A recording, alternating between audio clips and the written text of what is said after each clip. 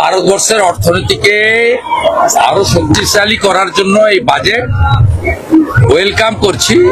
সামগ্রিকভাবে গোটা ভারতবর্ষে মধ্যবিত্ত এবং নিম্নবিত্ত তাদের জন্য আয়করে 31শে জুলাই পর্যন্ত রিটার্ন দেওয়ার ব্যবস্থা বা অন্যান্য যে সরলীকরণের ব্যবস্থা তাকে ওয়েলকাম করছি।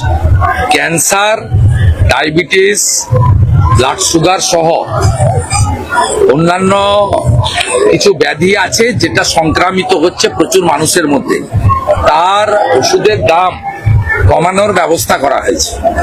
এই ধরনের অনেক উল্লেখযোগ্য ঘোষণা হয়েছে। গ্রামীণ উন্নয়নে অনেকগুলো কাজ করা হয়েছে। প্রধানমন্ত্রী আবাস যোজনা থেকে শুরু করে জল জীবন মিশন সহ নানা বরাদ্দ বৃদ্ধি পেয়েছে। বিশেষ করে পশ্চিমবঙ্গের ক্ষেত্রে আমাদের আজকে যে প্রাপ্তি, এটা কর্মসংস্থানের দিকে এগোচ্ছে পশ্চিমবঙ্গ। শিল্পায়নে জোর দেওয়া হয়েছে। ডানকুনি থেকে সুরাট পর্যন্ত ফ্রেট করিডর এবং দুর্গাপুরে শিল্প করিডোরের জন্য বিশেষ ঘোষণা।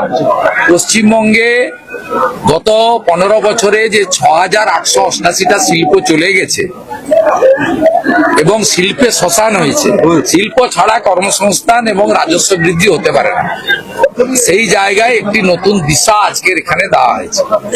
এর বাইরেও শিলিগুড়ি সহ নানা উন্নয়নমূলক দিক ও পশ্চিমবঙ্গ অবস্থিত কেন্দ্রীয় সরকারের বিভিন্ন সংস্থাতে পর্যাপ্ত পরিমাণ বরাদ্দ এই বাজেটের মধ্যে করা হয়েছে এবং আমি মনে করি এই বাজেট অর্থনীতির ক্ষেত্রে এবং মানুষের জনমনে, সাধারণ মানুষের ক্ষেত্রে এবং বিশেষ করে বেকার যুবক যুবতী এবং খেলোয়াড়দের কর্মসংস্থানের জন্য খেলো ইন্ডিয়া তার বিশেষ ব্যবস্থা এখানে রাখা হয়েছে এবং কৃষকদের জন্য সারে ভর্তুকি সহ পিএম কিষাণ সম্মান নিধির বরাদ্দ বৃদ্ধি সহ নানা স্কিম দেওয়া হয়েছে এবং প্রত্যেকটি স্বনির্ভর গোষ্ঠীতে লাখপতি দিদি বানানোর কর্মসূচিকে বাজেটে অন্তর্ভুক্ত করে নারী সশক্তিকরণের কথাও বলা হয়েছে।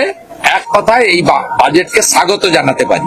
পশ্চিমবাংলার জনগণকে বলবো, এপ্রিল মাসে বিধানসভা ভোটে এবারে পরিবর্তন আনুন, বিজেপিকে আনুন, যাতে কেন্দ্রীয় সরকারের এই জনমুখী বাজেট পশ্চিমবঙ্গের গ্রামান্তরে আমরা পৌঁছে দিতে পারি ও কেন্দ্র রাজ্য একসঙ্গে কাজ করতে পারি। ডবল ইঞ্জিনের সরকার দরকার। 21টা রাজ্যে এর সুফল যেভাবে পাওয়া যায় এখানে পাওয়া যায় না। এখানে আয়ুষ্মান ভারত চালু হয় না, এখানে বিশ্বকর্মা যোজনা চালু হয় না, এখানে প্রধানমন্ত্রী ফসল বীমা যোজনা থেকে শুরু করে হিন্দুদের নাম পিএম কিষাণ সম্মান নিধিতে রাজ্য সরকার পাঠায় না। 73 লক্ষ কৃষক, নথিভুক্ত কৃষক, 54 লক্ষ নাম পাঠায়। আর যারা হিন্দু আরো প্রাপ্যযোগ্য প্রধানমন্ত্রী দিতে চাইলেও তাদের নাম রাজ্য সরকার পাঠায় না।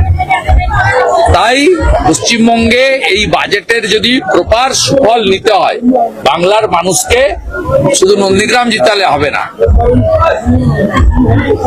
সংখ্যাগরিষ্ঠ আসনে ভারতীয় জনতা পার্টিকে জেতাতে হবে। গতকাল দেখা গেল ভগবানপুরে সেখানে আবার সাধু সন্তদের উপর হামলার ঘটনা। জয় শ্রীরাম বলা যাবে না। এক সাধু বলেছিলেন, জয় শ্রীরাম তো হিন্দুদের স্লোগান, জয় শ্রীরাম দে ভারতবর্ষের স্লোগান এবং এতে সবাই হিন্দুরা এবং যারা রামরাজ্য দেখেন, শুধু হিন্দুরা নয়, ভগবান রামচন্দ্রের রাজ্য কি? হাতে কাজ, পেটে ভাত, মাথায় ছাদ। কথায় কথায় অন্য ধর্মের লোকেরাও বলে আমরা রামরাজ্য চাই। হিন্দুরা যেমন রামচন্দ্রজিকে পুজো করে, অন্য ধর্মের লোকেরাও তো সুশাসন চায়। তাই জয় শ্রীরামের মানে হচ্ছে রামরাজ্য, যেখানে প্রজারা রামচন্দ্রের রাজত্বে যেমন সুখে ছিলেন, মহিলারা সুরক্ষিত ছিলেন, শিক্ষা ছিল, স্বাস্থ্য ছিল, সেইটা। তাই একজন ওখানে সাধু, গেরুয়া বসন পরা একজন সাধু, তিনি জয় শ্রীরাম বলেছেন। তাই তৃণমূলের 3 জন মদ্যপ জেহাদি তাকে আক্রমণ করেছে। তিনি হসপিটালে ভর্তি আছেন এড়াসালে। আমি ওনাকে নার্সিং হোমে শিফট করানোর ব্যবস্থা করলাম একটু আগে। আর বিকেল বেলা ভারতীয় জনতা পার্টি এবং হিন্দু সংগঠনগুলো ভগবানপুর থানা ঘেরাও করছে।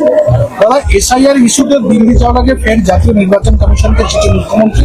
চিঠিতে মমতার অভিযোগ যে কমিশনের পদ্ধতি জনপ্রতিনিধিত্ব আইন ও বিধির পরিপন্থী।